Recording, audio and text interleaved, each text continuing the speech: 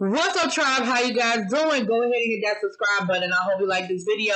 This is Insecure Season 5, Episode 3. Insecure, I owe y'all an apology because last week I wasn't feeling that episode. I was like, it's so much missing.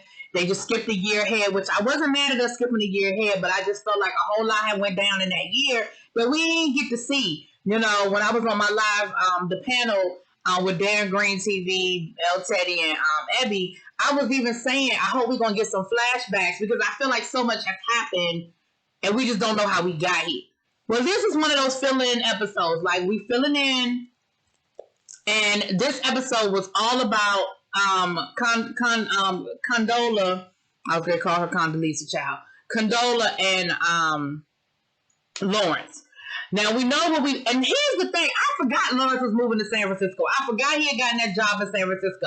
So that's the other thing about, I guess, that Issa had to figure out as far as staying with Lawrence or not. It wasn't just the baby. It was also the long distance part of it. So we see Lawrence, you know, we pick up with, you know, Issa walking away from him saying, yeah, I thought about it. This ain't really going to work for me. And he was like, okay, I get it. So that's where we start off, you know, with that situation. But the song that was playing, I think, is perfect. I need to go and see what song that was. But the lyrics were like, how many times can we say goodbye? And I was like, oh my gosh, this is so perfect for Lawrence and Issa. How many times can we say goodbye? So we see Lawrence is in San Francisco. He is hitting his stride. He's doing great things down to the company. He's dating. And he's out on a date with, you know, some woman he met. It sounded like he met her through a friend. And he gets the text. And he's like, oh, my goodness, my baby's being born. And the girl is like, oh, you got jokes. And he was like, no, I'm serious. I got to go. You know, he pays for the food. And then he rolls out. And we see him getting on a plane, flying down to the hospital. And Condola didn't have the damn baby. We see that it's the first time he's meeting Condola's mom, the first time he's meeting her sister, who's played by Keke Palmer, crazy ass, you know. And you see he's awkward, he's uncomfortable, he doesn't know what to say, he doesn't know what to do. Hell, he don't even know whether he can hold the baby or not. And from there, it just seems to be a constant dissolvement of this co-parenting situation. We see that they had already named the baby by the time he got there. He didn't get no say in the baby's name. His name is like Mustafa El Rahim on the good foot on the other side of the moon Johnson. I don't know. He was, you know, and so we see him over his boy's house and he's complaining. He's like, yo, they didn't name the baby without me. Like, they got me standing there looking crazy, looking stupid. Like, you didn't even tell me nothing. You know what I mean? You didn't even tell me nothing. I didn't know nothing. Like, I found out about my child being born through a text, you know, and so we see him, you know, we see this whole cycle of him flying every weekend to come down. He said, you know, I want to be at every doctor's appointment. I want to be at every this and every that. So we see him at a doctor's appointment asking, you know, she's telling the doctor that, you know, she's having a little bit of trouble lactating. He's like, what? Something wrong with the milk? What's going on? The doctor's saying that the baby is a little underweight. Well, what's wrong? I mean, is there something we need to do, doc? And the doctor's like, calm down. Like, this your first one, right? He was like, yeah. He was like, calm down. It's going to be okay. Like, it's not that, you know, it happens. Like, babies lose weight. He said he should be back up in a couple of weeks. He said, but he's very long. So he's good. We're not worried. It's not, you know, we're not nervous yet. So then he's asking her about baptism. He was like, you know, my mom, you know, mom worried about the baby's soul. You know, it's time to get the baby baptized. And she was like, oh, well, you know, there's a church that I go to sometime around the corner up the street that, you know, we were going to do it there. And he was like, so you already scheduled it, like, without talking to me? And she was like, yeah. And he was like, okay. And he was like, listen, you can't just keep making decisions without me. She was like, oh, but didn't you tell me to figure it out? So I figured it out. Now, again, I remember that, you know, Lawrence's reaction to her being pregnant wasn't the best reaction. I do remember that. And she was like, you told me to figure it out. So I figured it out. And so they end up having the baptism child. His uncle was funny. Why his uncle talking about I'm so proud of you, you know, as a black man, you know, being there for your kid. Why you slide him a 5? But he did the old school, give me your hand, slide him a 5, right? Y'all remember how that used to be, right? My grandmother used to do that all the time. Every time she went to go shake your hand, she had money in her hand, and it was usually a $5 bill. She was like, "Thanks, Grandma."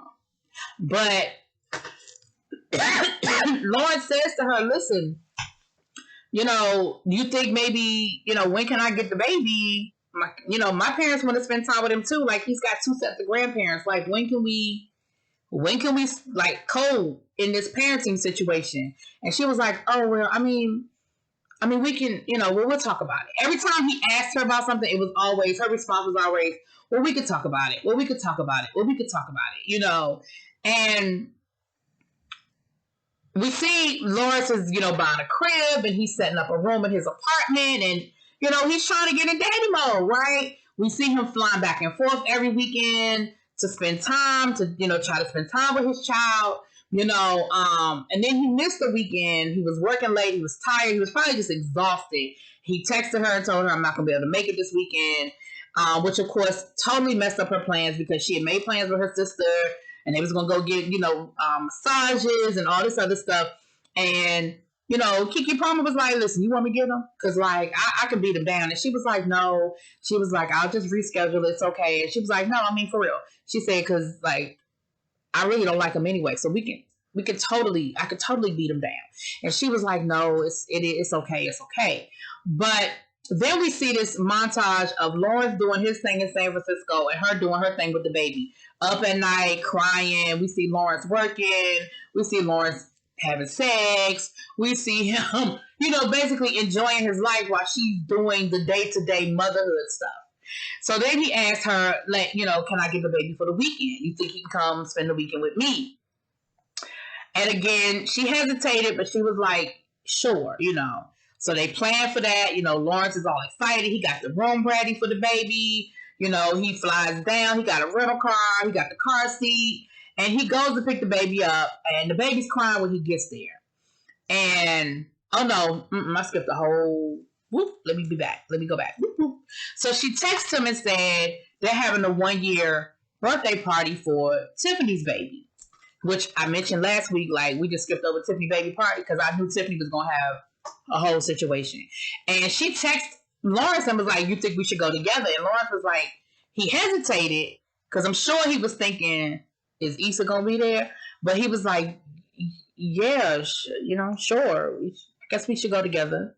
So they get to the party, and that damn Kelly is sober. She ain't been drinking, and she is godmother extraordinaire, okay? She is godmother of the year, honey.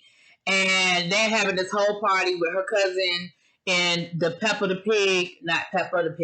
Pig, getting high and some more stuff. It was a whole situation. Right? But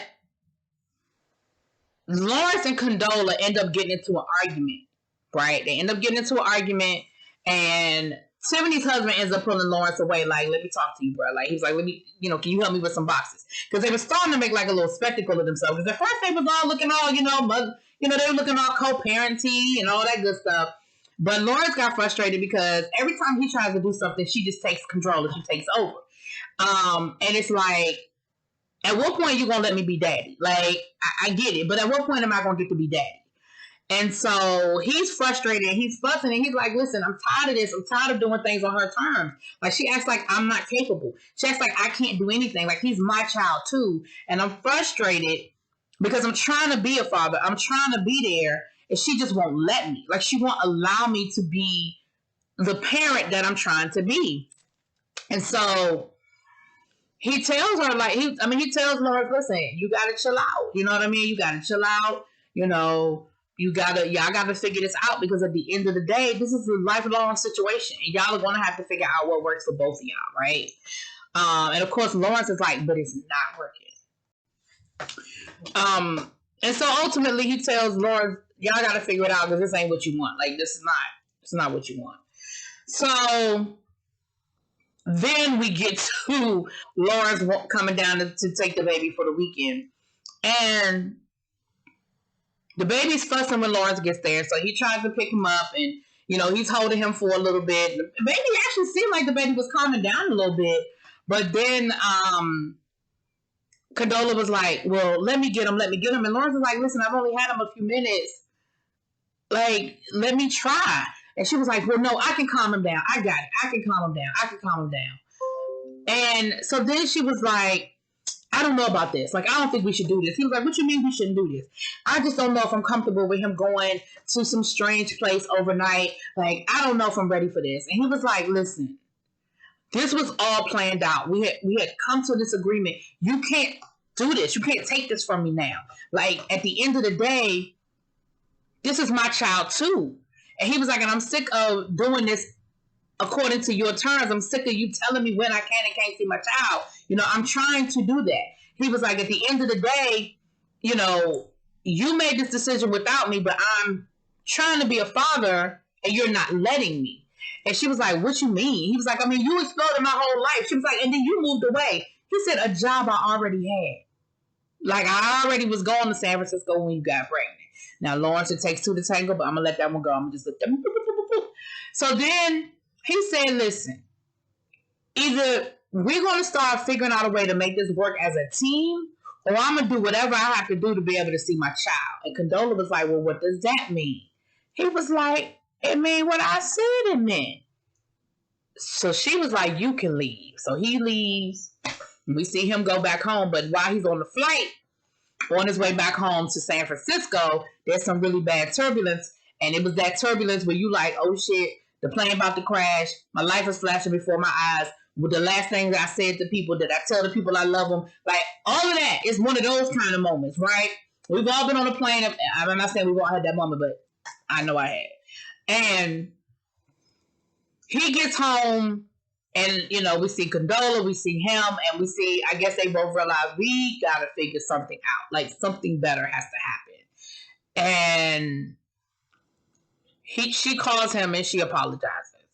And that's where the episode ends. So, baby, we're going to see what they end up doing.